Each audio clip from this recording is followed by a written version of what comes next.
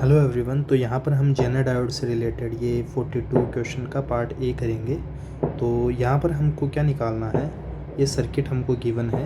तो इस सर्किट से रिलेटेड हमें V L, I L, I Z, I R ये वैल्यूज़ निकालनी है। और हमको गिवन क्या है, आर एल की वैल्यू कितनी है, 180 ओम। ठीक है। तो आर एल की वैल्यू, हमें लोड की वैल्यू, यहाँ पर लोड रेजिस्टेंस की वैल्यू गिवन है और हमको बताना है कि ये बाकी वैल्यूज, ये पैरामीटर्स क्या होंगे।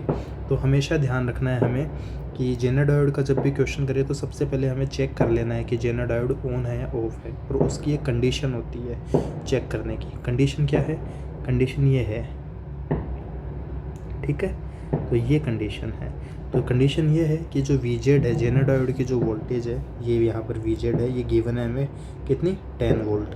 तो इससे ज़्यादा होना चाहिए वी आउटपुट। ठीक है। यदि वो इससे ज़्यादा या इसके बराबर है तब तो यहाँ पर जेनर डायोड ऑन है, अदरवाइज जेनर डायोड ऑफ है। ठीक है। ओके। तो यहाँ पर हम चेक करते हैं सबसे पहले।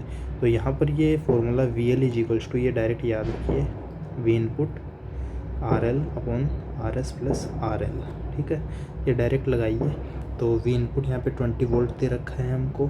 आर एल की वैल्यू यहाँ पे ये 180, तो इसको मैं किलो ओम में लिख रहा हूँ, तो मैं ये 0.1 इतना लिख दूँगा। आर एस की वैल्यू ये है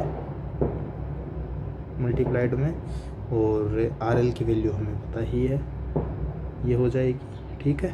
और ये यहाँ पर प्लस आ जाएगा। ठीक है। तो ये हमारा काम हो गया है।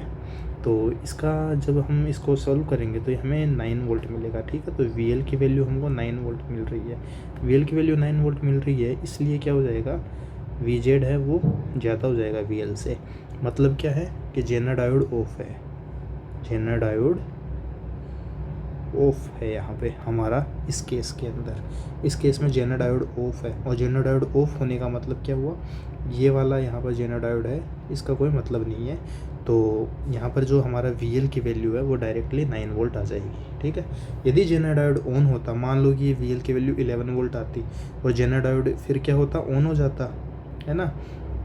तो जेनर डायोड ऑन होता तो 10 वोल्ट जेनर डायोड का है, तो ये वी एल है ना जो 11 वोल्ट हमारा आता मान लो, तो वो फिर बाद में 10 वोल्ट होता। ठीक है। क्योंकि जेनर डायोड की जो वोल्टेज होती है उसके बराबर ही वी आउटपुट की वोल्टेज आती है।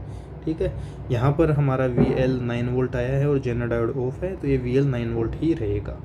ठीक है। पहला हो गया है ये। दूसरा यहाँ पर आई एल करते हैं। ठीक है। आई एल की वैल्यू क्या हो जाएगी, V L upon R L. V L की वैल्यू तो अभी निकाली है, आर एल की वैल्यू ये हो जाएगी, ये 50 मिली एम्पियर आ जाएगा हमारा आंसर।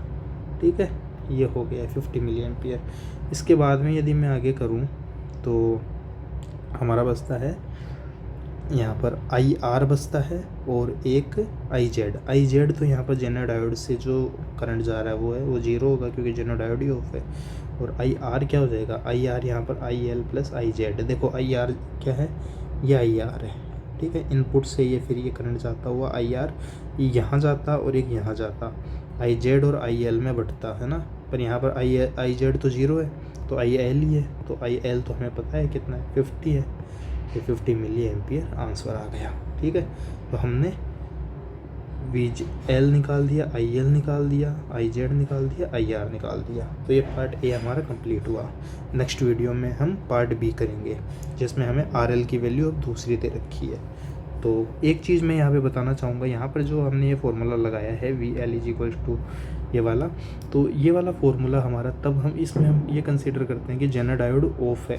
ठीक है। इसमें हम जेनर डायोड को नेगलेक्ट करते हैं और फिर बाद में वी एल की वैल्यू निकालते हैं। ठीक है। इस वाले सर्किट में, और फिर हमारा वी एल आता है। ठीक है।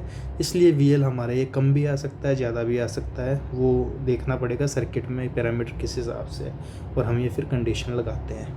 ठीक है। ओके। Thank you.